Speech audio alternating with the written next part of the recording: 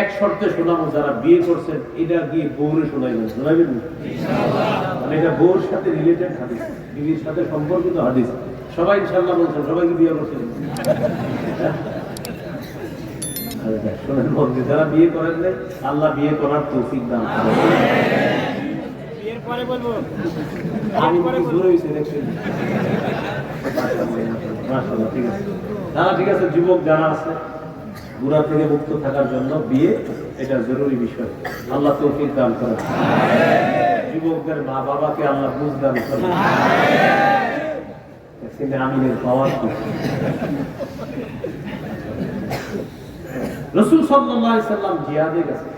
আবু দাউদের হাদিস 1173 নম্বর হাদিস। এই হাদিসটা 4932 নম্বর হাদিস। আবু দাউদের 1173 এ আরেকটা হাদিস আছে 80, এটা আগে শুনেন। 4932 নম্বর হাদিস।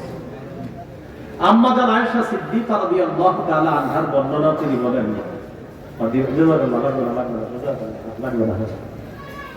قدم رسول الله صلى الله عليه وسلم من غزوة تبوك أو خيبر। নবীজি তাবুক যুদ্ধ থেকে আসছেন অথবা খায়বার যুদ্ধ থেকে আল্লাহ নবী আসছেন। আসার পর আল্লাহ নবী বাসায় ঢুকলেন। বাসায় ঢোকার পর দেখে ফি সাহওয়াতিহা সিতরুন, বাসায় একটা তাক দেখা যায়, ওই তাকের সামনে পর্দা দেওয়া। তাকের সামনে পর্দা, তাক ছিলেন তো? এটা বাবুলরা ভালো ছিলেন, ওই লবণ রাখে এটা সেটা রাখে তাক। নবীজি যখন বাসায় ঢুকলেন, ঢোকার পর আল্লাহ নবী দেখলেন হাব্বাত রিহুন, একটা বাতাস আসছে। আসার পর কাশাফা নাহিয়াতাস সিতরি, তাকের সামনে থেকে বাতাসে পর্দাটা সরে গেছে। তাক ছিল, তাকের সামনে পর্দা, সামনে থেকে বাতাসে পর্দাটা সরে গেছে। পর্দা সরে যাওয়ার পর আল্লাহ নবী তাকায় দেখেন আন বানাতিন আয়েশা লুআবিন, আম্মা জান আয়েশা সিদ্দিকার কিছু খেলনা এই পর্দার আড়ালে, কিছু খেলনা ওই পর্দার আড়ালে ছিল। তিনি তখন ছোট মানুষ ছিলেন, বয়স কম ছিলেন, এগুলা দিয়ে তিনি খেলতেন। নবীজি বলেন আয়েশা এগুলো কি? আম্মা জান জবাব দিলেন বানাতি, এগুলো আমার মেয়ে। কি বললেন? এগুলো আমার। এখনো দেখবেন ছোট ছোট মেয়েরা, এরকম বাচ্চারা খেলাধুলা করে, দেশ গ্রামে আছে, আমার মেয়ে। নবীজি বললেন মেয়ে, এটা বুঝতে পারছি। মা আরা হাদাল্লাযী ওয়াস্তাগুন্না, আশা এই মেয়েগুলোর মাঝখানে এটা কি একটু বলো তো আমার। আম্মা জান বললেন আপনি কি এটা চিনেন না? এটা ঘোড়া। এটা নবীজি বললেন আয়েশা ঘোড়া এটা আমি চিনছি, তবে তোমার ঘোড়ার দেখি দুইটা ডানা। মানে ঘোড়া বানাইছে, এটা আমার দুইটা ডানা, কাপড় দিয়ে ঘোড়াটা বানাইছে, দুইটা ডানা। নবীজি বলেন আয়েশা আমিও জানি এটা ঘোড়া, তবে ঘোড়ার দেখি দুইটা ডানা। আম্মা জান জবাব দিলেন আমা সামিআতা আন্না লিসুলাইমানা খাইলান লাহা আজনিহা, আমার ঘোড়ার তো মাত্র দুইটা ডানা। আপনি কি শুনেন নাই? সুলাইমান নবীর একটা ঘোড়া ছিল, এটির ডানা ছিল অনেকগুলা, আমার ঘোড়ার তো মাত্র দুইটা ডানা। শিশু সুলভেই জবাব যখন আল্লাহ নবী শুনলেন, শোনার পর নবীজির যখন আম্মা জান বুঝাই দিলেন হুজুর আপনি কি শুনেন নাই? আমার ঘোড়ার তো দুইটা ডানা, সুলাইমান নবীর ঘোড়ার তো অনেকগুলা ডানা, সেই হিসাবে আমার ঘোড়ার ডানা কম আছে। আল্লাহ নবী শুনলেন, আম্মা জান বলেন শোনার পর দহিকা রাসূলুল্লাহ সাল্লাল্লাহু আলাইহি ওয়াসাল্লাম হাত্তা বাদাত নওয়াজিজুহু, নবীজি এমন সুন্দর করে একটা হাসি দিলেন, আল্লাহ নবীর হাসির কারণে মারির দাঁতগুলা দেখা যায়। আমি তাকায়া তাকায়া দেখতে লাগলাম। আরেকটা শোনাই, এটাও বিবি সম্পর্ক, এটাও শোনাবেন বিবিরে, এটা হেরা তোরা খুশি হবে না, শোনাইবেন কেন?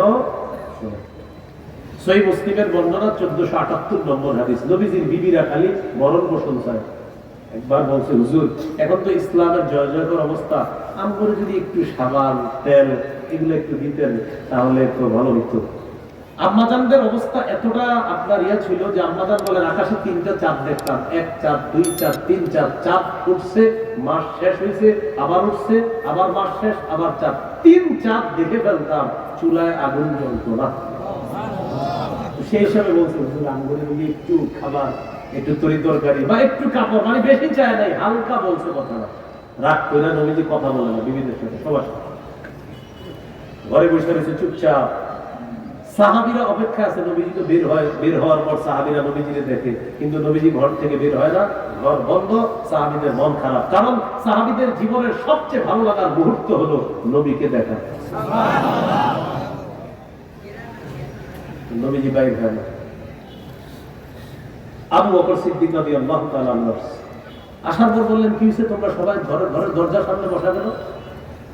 কথা বললেন না। নবীজি রাগ করছে, চুপচাপ ভিতরে বসে রয়েছে, কাউকে অনুমতি দিচ্ছে না ঢুকার। আবু বকর সিদ্দিক রাদিয়াল্লাহু তাআলা আনহু বললেন, ঘরের সামনে যিনি ছিলেন সাদ ইবনে আবি ওয়াক্কাস রাদিয়াল্লাহু তাআলা, তুমি বলো আবু বকর, আমি আসছি, আমি আবু বকর অনুমতি চাইতেছি, অনুমতি দিবে কিনা একটু বলো। ইয়া রাসূলুল্লাহ, আবু বকর সিদ্দিক আসছে, অনুমতি চাইতেছে। নবীজি বললেন, আবু বকরকে ভিতরে আসতে বলো। উযিনা লি আবি বকর, আবু বকর সিদ্দিক রাদিয়াল্লাহু তাআলা আনহুকে অনুমতি দেওয়া হলো। কয়জন ঢুকছে মাত্র? আর কাউকে ঢুকতে দিচ্ছে না। একটু বড় ওমর ফারুক রাদিয়াল্লাহু তাআলা আনহু আসার পর বললেন, কি হয়েছে ঘটনা কি? এরকম ঘটনা। ভিতরে কে আছে? নবীজি আছে আর আবু বকর। বলো ওমর আসছে। হুজুর, ওমর ফারুক আসছে, অনুমতি চাইতেছে। নবীজি বললেন, ওমরকে অনুমতি দাও। ওলামায়ে হযরত এখানে আছে, তারা জানে। ইবনে মাজার একটা বর্ণনা, হযরত ওমর ফারুক যখন মারা গেছে, লাশটার সামনে এক সাহাবী দাঁড়ায় বলেন, এই পৃথিবীতে কত শুনেছি, দাখালা রাসূলুল্লাহ ওয়া আবু বকর ওয়া উমর, খরাজা রাসূলুল্লাহ ওয়া আবু বকর ওয়া উমর। কোথাও গিয়েছে আবু বকর ওমর, রাসূল আবু বকর ওমর। কোথাও থেকে বের হয়েছে রাসূল আবু বকর ওমর। পাহাড়ে উঠছে রাসূল আবু বকর ওমর। অমুক জায়গায় গিয়েছে রাসূল আবু বকর ওমর। লাশের সামনে দাঁড়ায় বলতেছে, ওমর আপনি মারা গিয়েছেন, দুনিয়া থেকে বিদায় নিয়েছেন, আপনাকে আমরা দাফনও করব, রাসূল আবু বকর ওমর। ও ওমর, দুনিয়াতে যেমন রাসূল আবু বকর ওমর, হাসরের ময়দান আর পরকালটাও হবে নবী আবু বকর ওমর।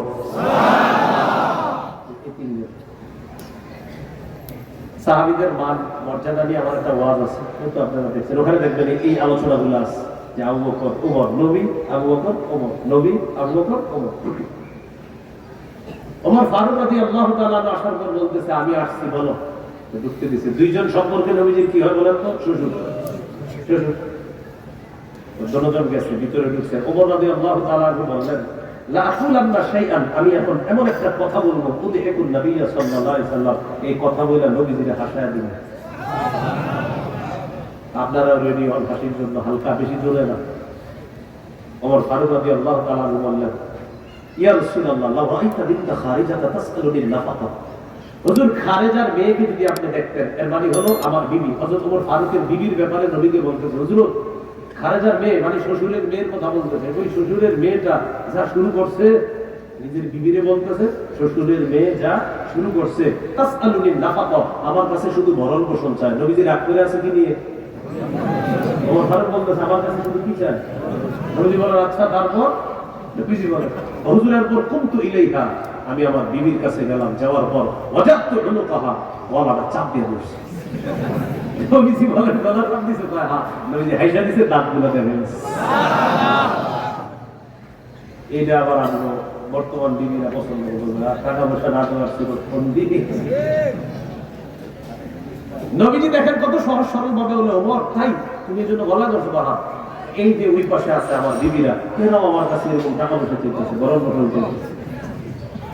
যেমন আমি যে জায়গাটা বলার উদ্দেশ্য, আমাদের নবীজি হাসলে মাঝে মাঝে দাঁত দেখা যাইতো অসাধারণ ভাবে, দাঁতের ফাঁকা দিয়ে মনে হতো যে মণিমুক্তা ঝরে। এই ছিল আল্লাহ রাসূলের দাঁত নিবাস।